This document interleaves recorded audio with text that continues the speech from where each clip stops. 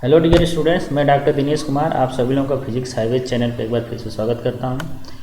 Physics highways एक ऐसा channel है जो सभी स्टूडेंट्स को फ्री में एजुकेशन प्रोवाइड करता है। तो डियर स्टूडेंट्स, अभी तक इस चैनल को सब्सक्राइब नहीं किया तो सब्सक्राइब कर लें, साथ ही नोटिफिकेशन का बेल आइकन प्रेस कर लें, जिससे इसी तरह के वीडियोज़ का नोटिफिकेशन सबसे पहले आपको मिलता रहे। और इस वीडियो को शुरू से अंत तक देखें, क्योंकि इसमें काफ़ी इंपॉर्टेंट क्वेश्चंस इसमें दिए गए हैं, डिस्कस किए गए हैं विद सॉल्यूशन। तो वीडियो को लाइक करें और अपने दोस्तों में शेयर करें, जिससे वे लोग भी इससे लाभ ले सकें। तो डियर स्टूडेंट्स, आज हम लोग बात करेंगे बीएससी फिजिक्स फर्स्ट सेमेस्टर के मैथमेटिकल फिजिक्स, जो कि PHY 102 पेपर है। इससे जो फर्स्ट यूनिट जो कि वेक्टर अलजेब्रा है, इससे हम लोग 20 most important multiple choice questions discuss करेंगे। और यह वीडियो जो है प्रैक्टिस सेट 1 है, इसका एक प्रैक्टिस सेट और बनाया जाएगा। तो डियर स्टूडेंट्स, आइए स्टार्ट करते हैं। इसमें देखते हैं पहला क्वेश्चन क्या है। पहला क्वेश्चन दिया हुआ है direction of A zero vector. तो यहाँ पर पूछा जा रहा है कि जीरो वेक्टर जो होता है उसका डायरेक्शन क्या होता है। दिया हुआ A does not exist, option B है टुवार्ड्स ओरिजिन, ऑप्शन सी है अनडिटर्मिनेट, ऑप्शन डी है नन ऑफ दीज। तो डियर स्टूडेंट्स, आप लोग इसको पढ़ा होगा। जीरो वेक्टर्स जो होता है एक ऐसा वेक्टर्स है जिसका मैग्नीट्यूड जो है कि जीरो होता है, और मैग्नीट्यूड जीरो होने की वजह से इसका जो डायरेक्शन होता है वो किसी पार्टिकुलर डायरेक्शन में डिसाइड नहीं कर सकते हैं। तो इसका जो डायरेक्शन होता है वो इनडिटर्मिनेट होता है, यानी ऑप्शन सी जो है इसका करेक्ट आंसर है। आइए देखते हैं next question. Question 2, A vector is not changed if. Vector change नहीं होता है, कब चेंज नहीं होता? ऑप्शंस दिए हुए हैं। Option A, it is rotated through an arbitrary angle, किसी आर्बिट्ररी एंगल से रोटेट किया जाए तब नहीं चेंज होता है। ऑप्शन बी है, it is multiplied by arbitrary scalar, तो किसी आर्बिट्ररी स्केलर से यदि मल्टीप्लाई कर दिया जाए तब नहीं चेंज होता है। या ऑप्शन सी है, it is cross multiplied by a unit vector, या फिर यूनिट वेक्टर से क्रॉस मल्टीप्लाई कर दिया जाता है तब नहीं चेंज होता है। ऑप्शन डी है, it is shifted parallel to itself, और यह वेक्टर्स को जब हम उसी के पैरेलल डायरेक्शन में उसी पैरेलल ही जब शिफ्ट करते हैं तब नहीं चेंज होता। इसमें से जो सही ऑप्शन है वो है ऑप्शन डी। ऑप्शन डी सही है इसका, it is shifted parallel to itself. तो किसी भी वेक्टर्स को उसी के पैरेलल डायरेक्शन में उसको शिफ्ट करते हैं, पैरेलल ही उसको शिफ्ट किया जाता है, तो उसमें कोई चेंज नहीं आता है, ना उसका मैग्नीट्यूड चेंज होता है और ना ही उसका डायरेक्शन चेंज होता है। आइए देखते हैं next question. Question 3, if A B and C are position vectors of vertexes of a triangle A B C, then vector A B plus B C plus C A equal to बताना है। तो यहाँ पर दिया हुआ है एक triangle है ए बी सी, जिसके वर्टेक्स ए बी और सी हैं। उसके पोजीशन वेक्टर ए है, दूसरे का बी है, तीसरे का सी है। तो हमें इसका वैल्यू क्या होगा ये हमें बताना है। ऑप्शन से दिए हुए हैं, option A 0, option B 2a, option C है 2 वेक्टर बी, या ऑप्शन डी है 3 वेक्टर सी। वेक्टर्स का फॉर्म दिया हुआ है। तो आइए देख लेते हैं इसका सोल्यूशन क्या होता है, पहले देख लेते हैं। तो यहाँ दिया हुआ है ट्रायंगल ए बी एंड सी, ये ट्रायंगल है। यह किसी पॉइंट ओ से इसके पोजीशन वेक्टर ए है, स्मॉल वेक्टर बी है, और ये स्मॉल वेक्टर सी है। तो वेक्टर ए बी क्या हो जाएगा, यह वेक्टर यहाँ से यहाँ, तो ये हो जाएगा this vector minus this vector, यानी vector B minus vector A. इसी तरह वेक्टर बी सी को लिख सकते हैं vector C minus vector A, और वेक्टर सी ए को लिख सकते हैं vector A minus vector B. अब इन तीनों इक्वेशंस को हम क्या करेंगे, ऐड कर लेंगे। तो ये हो जाएगा vector A B plus vector B C plus vector C A equal to vector B minus A plus vector C minus vector B. Plus vector A minus vector B. इन सबको ऐड करेंगे तो ये 0 वेक्टर आएगा, यानी option A जो है कि इसका क्या है, करेक्ट है। अब आइए देखते हैं next question, question 4। If vector 0.8 i cap plus 0.6 j cap plus c k cap is a unit vector then value of c is. तो यह दिया गया है कि यह वेक्टर जो है ये यूनिट वेक्टर है, तो इसका जो c इसमें कांस्टेंट दिया है उसकी वैल्यू क्या होगी हमें बताना है। तो ऑप्शन देख लेते हैं पहले। ऑप्शन ए है 0, ऑप्शन बी है 0.2, ऑप्शन सी है 0.4 एंड ऑप्शन डी है 0.5। तो इसको आप देख लेते हैं, इसका सलूशन कैसे निकाला जाएगा, इसको सॉल्व कैसे किया जाएगा। तो यह जो वेक्टर है इसका मैग्नीट्यूड क्या है, 1 है, यूनिट वेक्टर मैग्नीट्यूड 1, इसका मैग्नीट्यूड हमने 1 कर दिया। इसका मैग्नीट्यूड कैसे निकाला जाएगा, x कंपोनेंट का स्क्वायर प्लस y कंपोनेंट का स्क्वायर प्लस z कंपोनेंट का स्क्वायर इक्वल टू 1। अब इसका स्क्वायर किया गया 0.8 का तो 0.64 प्लस 0.6 का किया गया स्क्वायर रूट, स्क्वायर किया गया तो 0.36 और c का स्क्वायर हो गया प्लस इक्वल टू 1। इसको हम क्या करेंगे, स्क्वायर कर देंगे और इन दोनों को ऐड कर देंगे, इन दोनों ऐड करेंगे तो 1 आएगा, फिर c स्क्वायर हो गया, 1 स्क्वायर इक्वल टू 1, 1 से 1 कैंसिल तो c इक्वल टू 0, यानी ऑप्शन ए जो होगा इसका राइट आंसर होगा। आइए देखते हैं question 5। If vectors 2i cap plus j cap minus 3k cap and 3i cap minus 12j cap plus pk cap are perpendicular.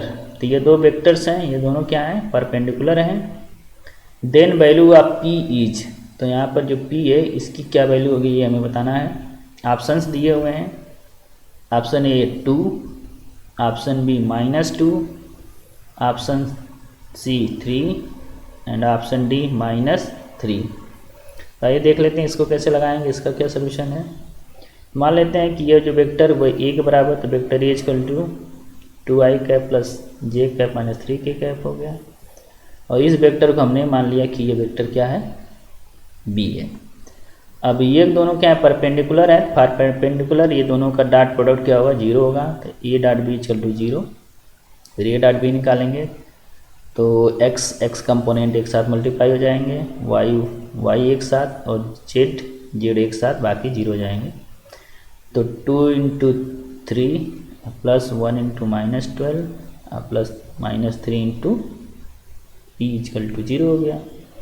यहाँ से आ गया 6, यहाँ से -12, यहाँ हो गया -3 इक्वल टू 0। तो इसको सॉल्व कर लेंगे तो p इक्वल टू -2 आ जाएगा। तो इस तरीके से इसका जो ऑप्शन बी है ये राइट आंसर है, यानी p की वैल्यू जो होगी -2 होगी। आइए देखते हैं next question, question 6।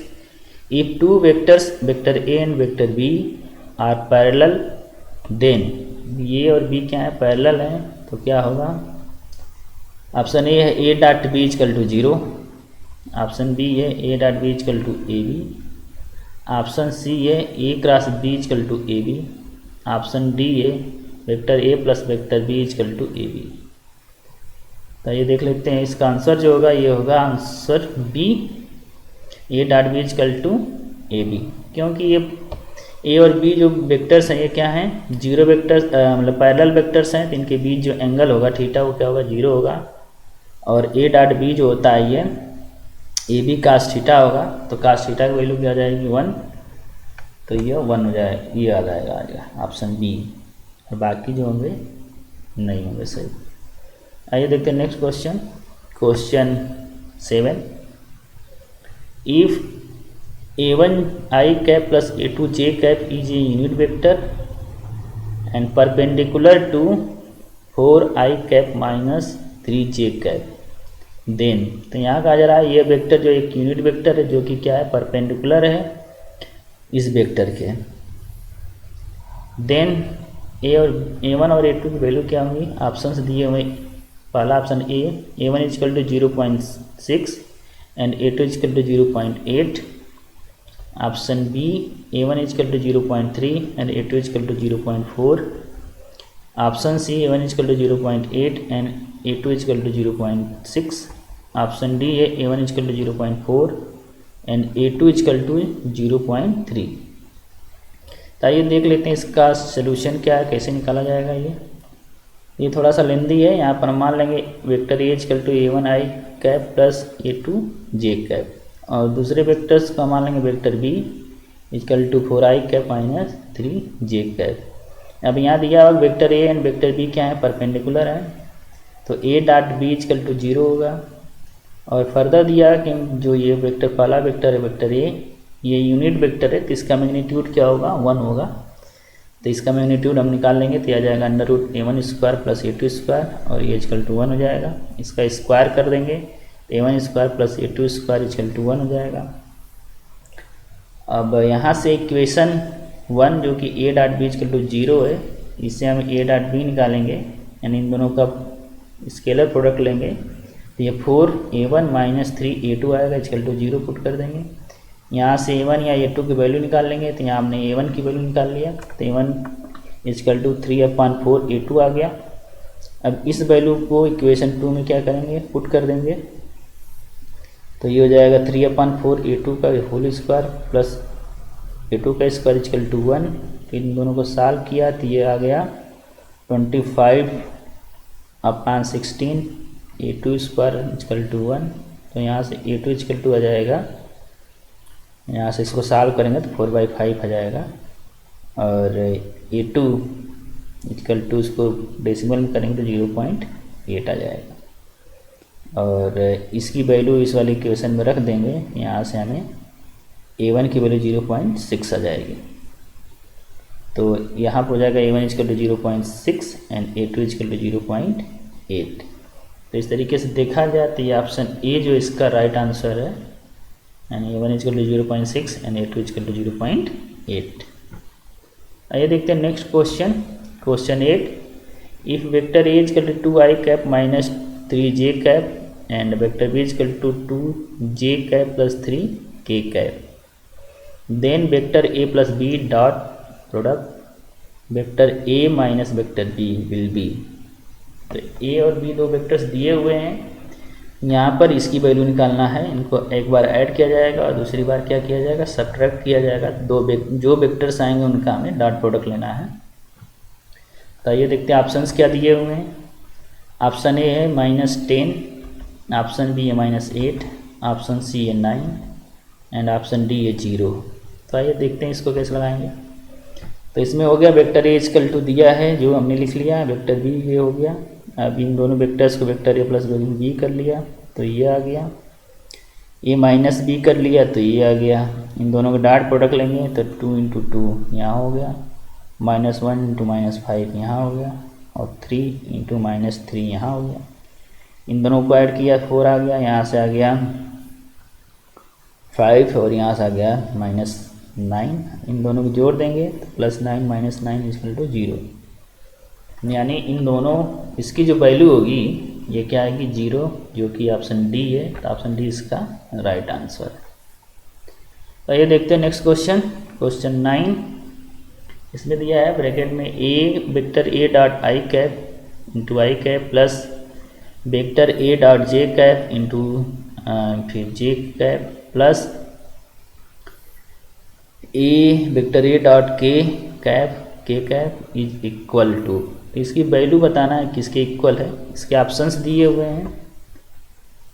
Option A 0 vector, option B vector A, option C 3 vector A, option D है नन ऑफ दीज। तो आइए देख लेते हैं इसको कैसे सॉल्व किया जाएगा। तो यह लिखा हुआ जो एक्सप्रेशन है जिसको निकालना है वो हमने लिख लिया यहाँ पर। ए को हम एक्सपेंड कर लेंगे कंपोनेंट्स के फॉर्म में, तो A X I cap plus A Y J cap plus A Z के कैप डॉट आई कैप हो गया, और फिर बाहर आई कैप हो गया। फिर इसी तरह से दूसरे टर्म्स को हमने एक्सपेंड कर लिया यहाँ पर, और यह तीसरे टर्म्स को कर लिया। तो यहाँ जब हम डॉट प्रोडक्ट लेंगे तो आई कैप है तो ये आई कैप के साथ वाला टर्म्स इसमें आएगा। तो A X I cap dot I cap 1 हो जाएगा, तो ए एक्स आ जाएगा, और यहाँ जो आई कैप है वो यहाँ पर आ जाएगा। सिमिलरली इसके साथ ए वाई आएगा, और ये जे कैप तो ए वाई जे कैप, और यहाँ पर ए जेड और यहाँ से के कैप आएगा तो ये आ जाएगा। फिर यहाँ से देखा जाए तो ये वेक्टर ए हो गया है। तो इस तरीके से ऑप्शन बी जो होगा इसका राइट आंसर होगा, option B vector A. Next question, question 10, the necessary and sufficient condition for vectors A, vector B and vector C to be coplanar. Coplanar होने के लिए, तीन वेक्टर्स को कोप्लेनर होने के लिए नेसेसरी और सफिशिएंट कंडीशंस क्या हैं ये हमें बताने हैं। ऑप्शंस दिए हुए हैं।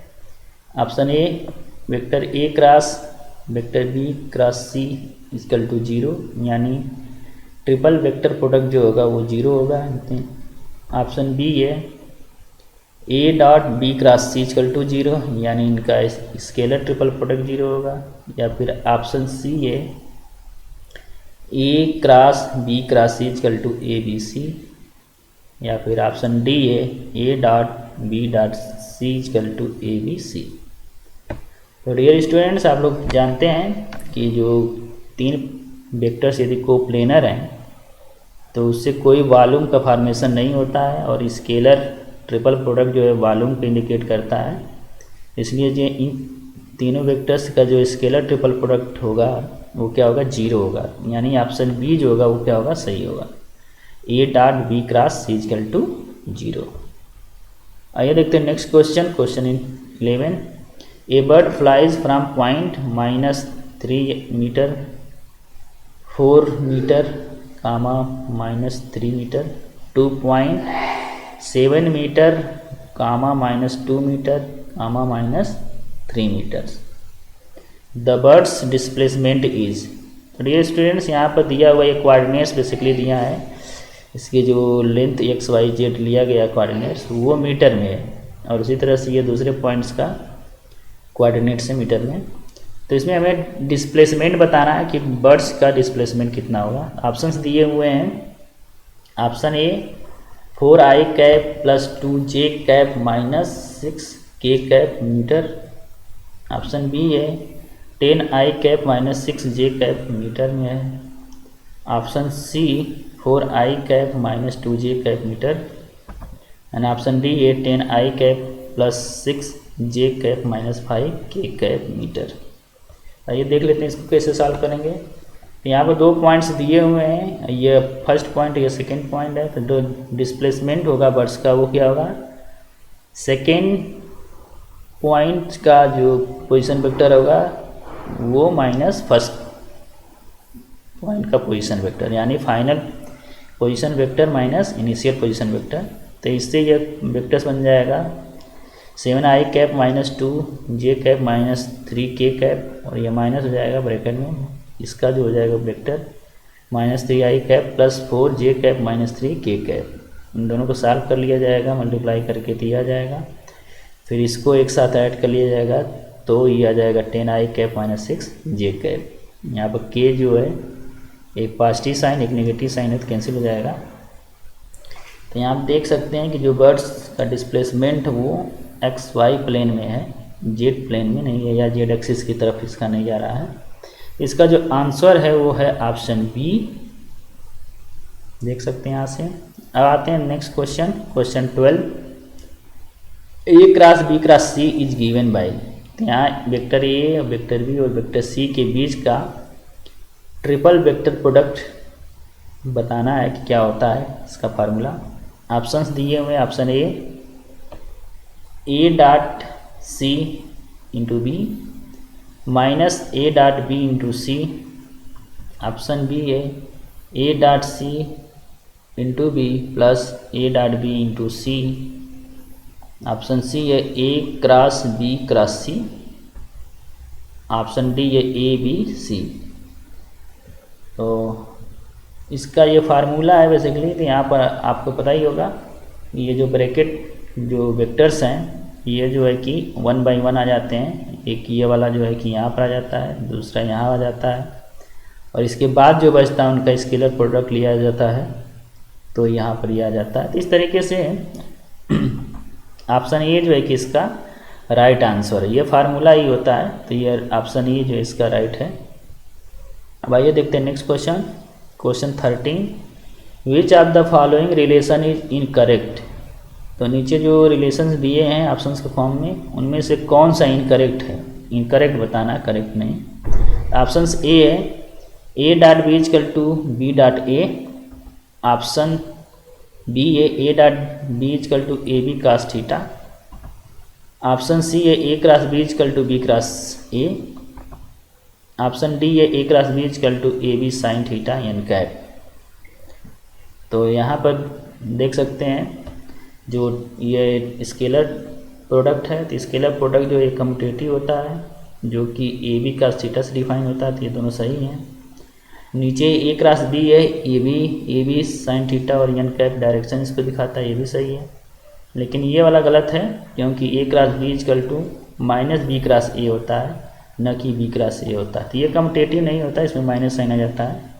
तो ये ऑप्शन सी जो है ये क्या होगा, गलत स्टेटमेंट है, यानी यही ऑप्शन सही है।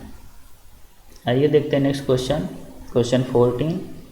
Which one of the following is correct. तो यहाँ पर करेक्ट आप कौन है ये बताना है। इसमें 3 गलत होंगे और 1 सही होगा, तो ये बताना है सही। ऑप्शंस हैं option A dot B dot C equal to 0। Option B है A dot B dot C equal to C dot A dot B dot A. Option C है A cross B cross C equal to A B C. या फिर option D दिया है A cross B cross C equal to A dot C into B minus A dot B equal into C. तो ये अभी इसके पहले questions में देखा था, तो ये फार्मूला ही है, तो यही आंसर सही है इसका, ऑप्शन डी इसका सही है। बाकी ये 3 जो रिलेशंस हैं ये क्या हैं, गलत हैं, इनकरेक्ट हैं। तो आइए देखते हैं नेक्स्ट क्वेश्चन, क्वेश्चन 15।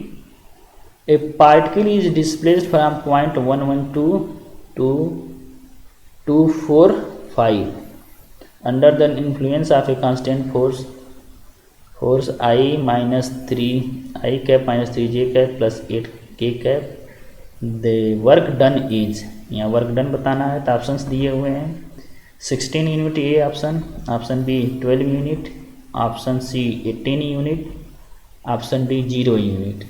तो आइए देख लेते हैं इसको सॉल्व कैसे किया जाएगा।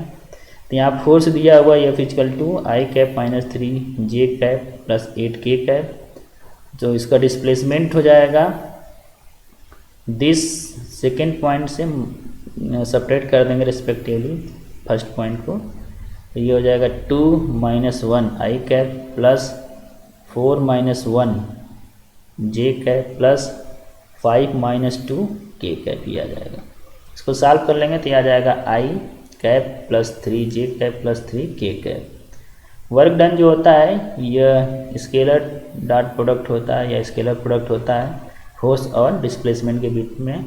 तो ये डॉट डी निकाल लिया जाएगा, ये एफ हो गया, डॉट ये डी हो गया। इसको सॉल्व कर लेंगे, इन दोनों का प्रोडक्ट 1 आ जाएगा, इन दोनों का प्रोडक्ट जो है कि -9 आ जाएगा। 8 और 3 का जो प्रोडक्ट है 24 आ जाएगा। इसको सॉल्व कर लेंगे तो ये 16 यूनिट में आ जाएगा। यानी ऑप्शन ए जो है इसका क्या है, राइट आंसर है। यानी यहाँ पर जो वर्क डन होगा वो क्या होगा, 16 यूनिट होगा। ठीक है, आइए देखते हैं next question 16। The angle between 2 vectors, vector A equal to 5 I cap plus 5 J cap and vector B equal to 5 I cap minus 5 J cap is. तो यहाँ पर एंगल बताना दो वेक्टर्स के बीच का। तो ऑप्शंस दिए हुए हैं, option A 0 degree, option B है 45 डिग्री, ऑप्शन सी है 90 डिग्री और ऑप्शन डी है 180 डिग्री। आइए देख लेते हैं इसको कैसे सॉल्व किया जाएगा। We know that A dot B equal to A B cos theta. तो कास थीटा इजकल टू हो जाएगा A dot B upon A B. तो ए डॉट बी सॉल्व किया जाएगा इस दोनों वेक्टर्स के लिए। तो ए का एक्स कंपोनेंट और बी के एक्स कंपोनेंट से मल्टीप्लाई करेंगे तो ये 25 आएगा। फिर यहाँ पर प्लस करके वाई कंपोनेंट और वाई कंपोनेंट मल्टीप्लाई किया जाएगा तो -25 आएगा। और अपान इन दोनों का मैग्नीट्यूड निकाला जाएगा तो √50 आएगा, इसका भी √50। तो ऊपर 25 माइनस 25 हो गया 0। तो कास 0 इजकल टू 0, तो थीटा इजकल टू हो जाएगा 90। कास 90 का होता है 0 होता है, थीटा 90 हो जाएगा। तो ऑप्शन सी इसका जो है कि ये राइट आंसर हो जाएगा। अब आइए देखते हैं next question, question 17। Vector 4i cap minus 3j cap is perpendicular to the vector. तो यह जो वेक्टर है नीचे दिए गए वेक्टरों में से किसके परपेंडिकुलर है? ऑप्शन ए है 4i cap minus 3j cap, option B है 5j कैप, ऑप्शन सी है 6i कैप और ऑप्शन डी है 3i cap plus 4j cap. तो आइए देखते हैं इसको कैसे सॉल्व किया जाएगा। तो वेक्टर ये दिया हुआ है और ये दो वेक्टर्स जब परपेंडिकुलर होते हैं उनका जो डॉट प्रोडक्ट आता है वो 0 आता है। इसमें से हम चेक कर लेंगे इसमें से इसके साथ डॉट प्रोडक्ट कि किसके साथ ये 0 आ रहा है।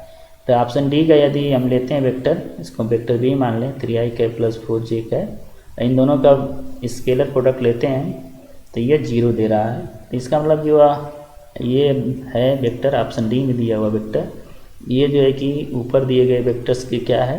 परपेंडिकुलर है। तो ये ऑप्शन डी इसका सही हो जाएगा 3i cap plus 4j cap. आइए देखते हैं नेक्स्ट क्वेश्चन, क्वेश्चन 18।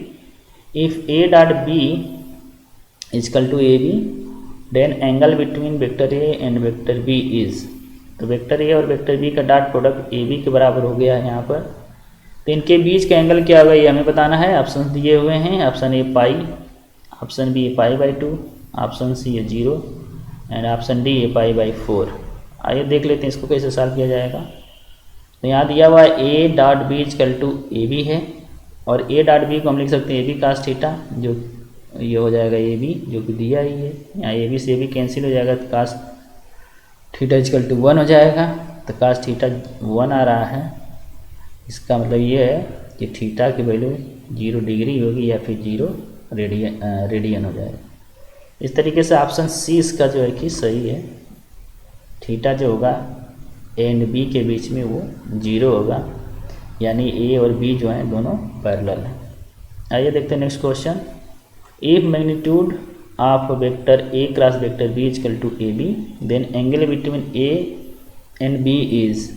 तो यहाँ पर ये दिया हुआ है कि ए और बी का क्रॉस प्रोडक्ट का जो वैल्यू है मैग्नीट्यूड का वो ए बी के बराबर आ रहा है। तो इनके बीच का एंगल क्या होगा ये बताना है। ऑप्शन ए है पाई, ऑप्शन बी है पाई/2, ऑप्शन सी है 0 और ऑप्शन डी है पाई/4। वही ऑप्शंस दिए हुए हैं तो इसको सॉल्व करना है उसी तरह से। तो यहाँ हो जाएगा magnitude of A cross B equal to A B दिया है, ए क्रॉस बी का मैग्नीट्यूड को हम लिख सकते हैं ए बी साइन थीटा और ये इजकल टू ए बी दिया है, ए बी से ए बी कैंसिल हो जाएगा। तो sine theta equal to 1, sine theta यदि 1 है तो ये थीटा की वैल्यू क्या होगी पाई/2 होगी या फिर 90 डिग्री होगी। यानी ऑप्शन बी जो होगा इसका राइट आंसर होगा पाई/2। अब आइए देखते हैं next question and last question, question 20। A man walks 8 meter towards east, east की तरफ 8 मीटर मूव करता है, एंड 6 मीटर टुवार्ड्स नॉर्थ और नॉर्थ की तरफ 6 meter. The magnitude of the displacement is. तो मैग्नीट्यूड क्या होगा डिस्प्लेसमेंट का? ऑप्शंस दिए हैं, option A 10 meter, option B 14 meter, option C 2 meter and option D 4/3 meter. इसको देखते हैं कैसे सॉल्व किया जाएगा। तो ये हमें डायरेक्शंस हैं, नॉर्थ ऊपर की तरफ होता है और ईस्ट जो राइट में होता है, डाउन साइड में साउथ दिखाया जाता है और लेफ्ट में वेस्ट दिखाया जाता है। ये मैन मान लीजिए ए पॉइंट से ईस्ट की तरफ 8 मीटर मूव किया और फिर बी पॉइंट पहुंच गया, बी से जो है कि नॉर्थ साइड में 6 मीटर मूव किया और ये पॉइंट सी पे चला गया। तो ए से या सी पे चला गया तो ये डिस्प्लेसमेंट हो जाएगा ए सी। इसका डिस्प्लेसमेंट का जो मैग्नीट्यूड हुआ ए सी के बराबर और ये राइट एंगुलर ट्रायंगल बन रहा है। तो यहाँ से हम A C square equal to A B square plus B C square लिख सकते हैं। ये होगा 8 स्क्वायर प्लस 6 स्क्वायर, उसको सॉल्व करेंगे 100 आ जाएगा और फिर इसका स्क्वायर उठेंगे तो ये सी इजकल टू 10 मीटर आ जाएगा। यानी ऑप्शन ए जो होगा इसका क्या हो जाएगा राइट आंसर हो जाएगा। तो इस तरीके से हमने यहाँ पर 20 मोस्ट इम्पॉर्टेंट क्वेश्चंस को हमने डिस्कस किया, जिसमें से कुछ डायरेक्ट फार्मूले या फिर कंसेप्ट बेस्ड क्वेश्चन थे, कुछ ऐसे क्वेश्चन थे जिनको हम न्यूमेरिकली सॉल्व करना पड़ा है। तो आई होप ये वीडियो आप लोगों को काफ़ी अच्छा लगा होगा। इससे आप लोगों का काफ़ी अंडरस्टैंडिंग बढ़ेगी और एक आइडिया भी मिलेगा कि एग्ज़ाम्स में इस तरह के न्यूमेरिकल क्वेश्चंस पूछे जा सकते हैं। तो इस वीडियो को लाइक कर लें और अभी तक इस चैनल को सब्सक्राइब नहीं किया सब्सक्राइब कर लें। फिर मिलते हैं नए वीडियो में इसी का नई प्रैक्टिस सेट के साथ। तब तक के लिए धन्यवाद। जय हिंद, नमस्कार।